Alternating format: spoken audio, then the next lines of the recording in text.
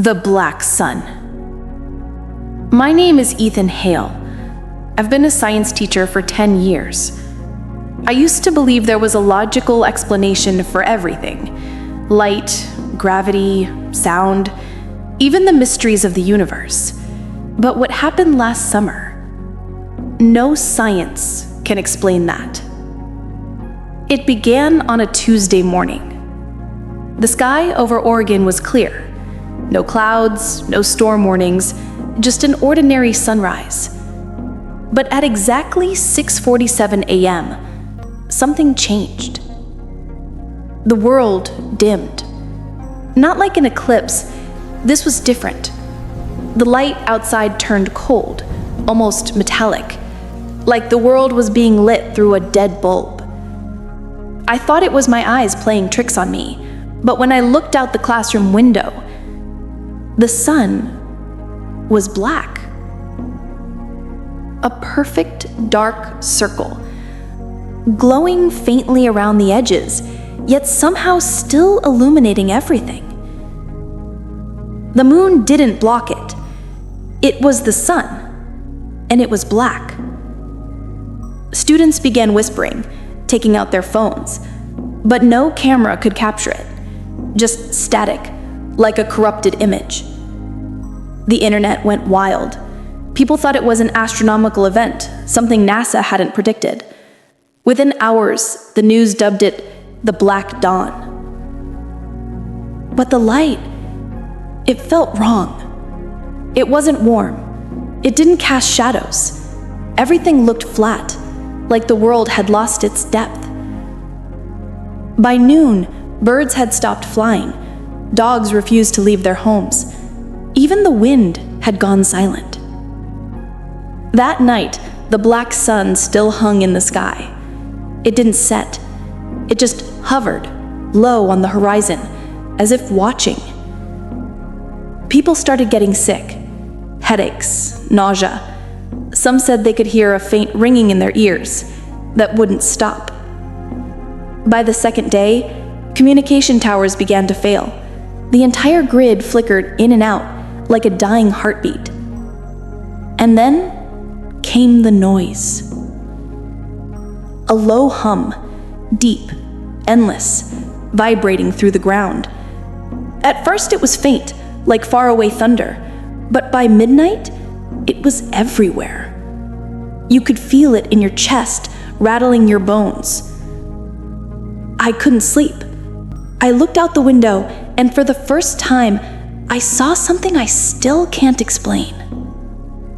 The sun pulsed, like it was breathing.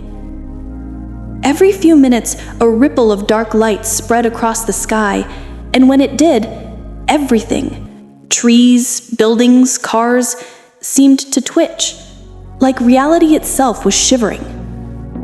Then came the disappearances. First it was birds, then people.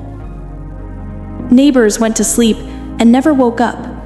Their beds were empty, but the sheets were perfectly smooth, as if no one had ever lain there at all. On the third day, I drove out to the coast. I thought maybe I'd find someone, anyone, who could tell me what was happening. But the highways were deserted. Cars sat in the middle of the road, doors open, engines still running. The only sound was the distant hum that never stopped. When I reached the beach, I saw hundreds of people standing silently along the shore. They weren't moving, just staring at the black sun hovering over the ocean. I called out to them, but no one responded. They just stood there, motionless. And then, one by one, they began walking into the water. I ran after them, shouting, but the moment I touched the first person's shoulder, he crumbled into ash. No scream, no sound, just a faint shimmer of black dust carried away by the wind. I fell to my knees, unable to breathe. The ocean waves were completely still, not a ripple, not a sound. And above it all, that black sun pulsed again, and I felt the air vibrate with something like a heartbeat. That's when I heard it.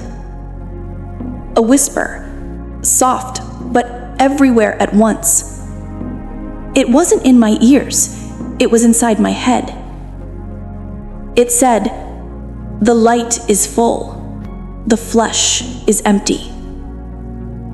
I don't know how long I sat there frozen. Hours, maybe days. But when I finally looked up again, the sky was gray. Not dark, not light, just colorless. And the sun was gone. When I returned to town, it was empty. Every building, every street, silent. No wind, no sound, no people. Only footprints in the dust.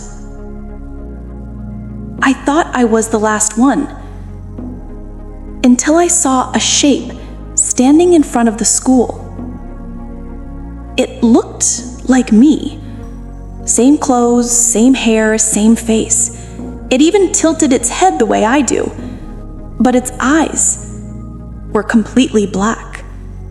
Not hollow, solid black, like the sun. It smiled, and I felt the ground shake beneath my feet.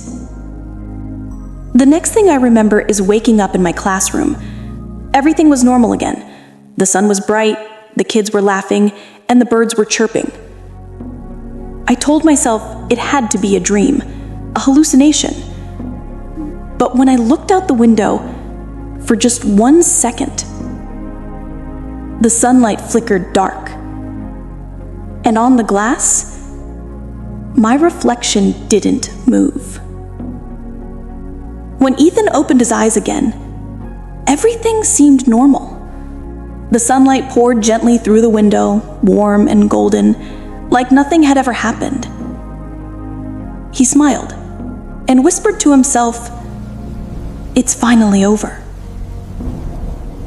But as he walked outside, he noticed something strange. The shadows of every person on the street weren't facing the same direction. They were all bending toward the sun, and so was his. He froze, staring at the black tint spreading through his own shadow, until it turned completely dark and smiled back at him. So that's it for today's story. For more chilling horror tales, don't forget to subscribe to our channel.